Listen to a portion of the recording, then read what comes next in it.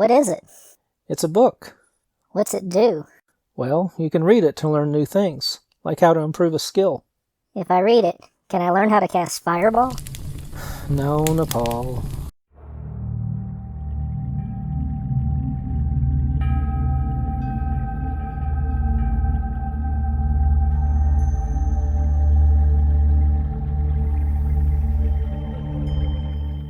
Players love treasure, but providing them with a variety of loot that is both level appropriate and useful without handing them tons of magic items can be tricky.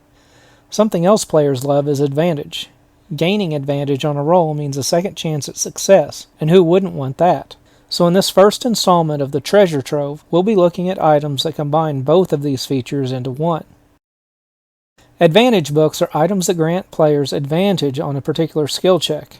These books come in two forms, lesser and greater. A lesser advantage book could be a booklet, pamphlet, or even several loose journal pages. They are small enough that a thief might discover one when pickpocketing an NPC. Such books contain very specific knowledge about a skill, such that it can only be used once, granting advantage on a single skill check before it no longer holds any use for that character. Greater advantage books contain more robust information, relating to numerous aspects of a particular skill. Thus, such a tome grants advantage any time that character uses the related skill, so long as they have access to the book or have referenced it recently. In some cases, a greater advantage book focuses on a particular subset within a skill, such as a history book about dwarven culture, or a nature book relating to the jungle. Dungeon masters have the final say on if an advantage book can be used in a particular situation, but here are some general rules. First of all, these books are non-magical. They must simply be read to provide their effect, which fades without frequently rereading the material. The book grants advantage on a check if it is used during a downtime activity, such as researching an arcane ritual for arcana, or investigating a crime scene for investigation. If the skill is used on the spot, such as athletics to jump over a chasm, for example, then the book must have been read by the characters recently. A lesser advantage book can be read during a short or long rest, or even during light travel or any other downtime activity. A greater advantage book can only be read during a long rest or downtime activity that takes at least 8 hours. The benefits of reading the book, lesser or greater, last for the next 24 hours. If multiple characters share a book during their downtime, the following rules apply. If the DM calls for a check that requires only one success, a failure on the first check that receives advantage from the book prevents it from granting advantage on any subsequent checks.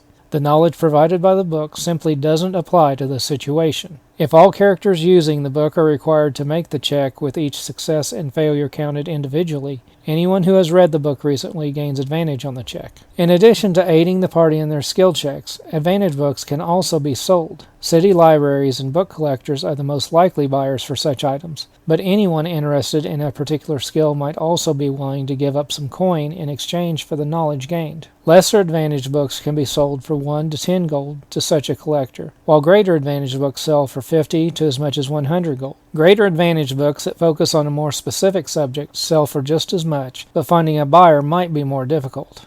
Also note that once a book is sold, the benefits of reading the book fade after 24 hours. Not only are advantage books useful to player characters in a practical way, they can also add value to the Dungeon Master's campaign from a story perspective. Adding details to your advantage books in the form of title, author, and description make them more immersive for the players. And if you find the party using these books repeatedly, give them even more details. In my Unrest campaign, the party had previously discovered a book on dwarven history. Within the book was information on a pilgrimage that eventually granted them some in-game benefits once they traveled the region to complete the various tasks listed. Later, they found themselves in an ancient dwarven city and used the information in the tome to overcome a magical trap guarding a powerful item. As a DM, you can freely inject lore into your world whenever your PCs refer back to such a book.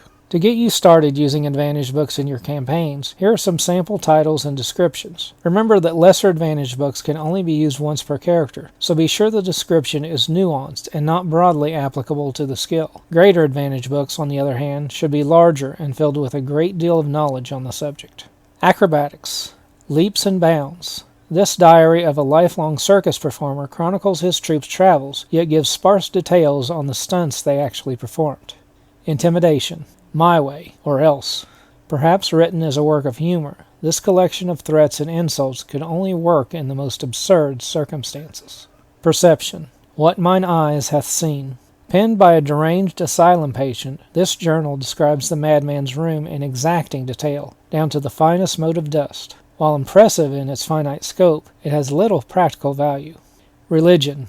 Agnus Lacrima. Written by a forgotten saint of a lost religion, the Agnus Lacrima showcases a number of antiquated devotions and obscure rituals which may or may not relate to modern practices. Survival. The Goblin's Guide to Not Dying. Found within these hastily scrolled pages is the frantic account of one unlucky goblin's travels. Whatever lessons can be gleaned from this suspiciously incomplete journal are few and far between. Arcana. On the practice of summoning. This tome of magic focuses on conjuration rituals and how they relate to the various other schools of magic. Athletics. Surviving the arena. Intended for gladiatorial combatants, this manual provides details for a grueling exercise regime to greatly enhance one's physique. Deception. Memoirs of the Other Me. The diary of a political spy, this journal chronicles the painstakingly detailed plots one man used to gain the enemy's trust. Insight. What makes them tick? This rare grimoire was authored by a drow enchantress and details her experimentations on the bodies and minds of countless unwilling subjects. Stealth. The Autumn Rose Collection. This book of poetry contains within its margins once hidden text which provides a wealth of instructions on the arts of scouting and espionage.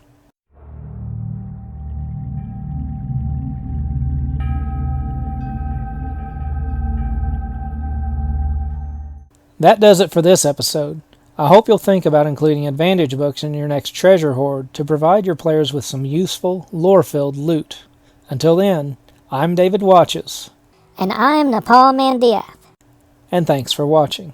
Special thanks to my longtime friend Bill Batchelor for creating the logo for this channel, and to Dylan Smith for the character art used in this and other videos. I couldn't have done it without them. For more D&D tips, check out these hot videos.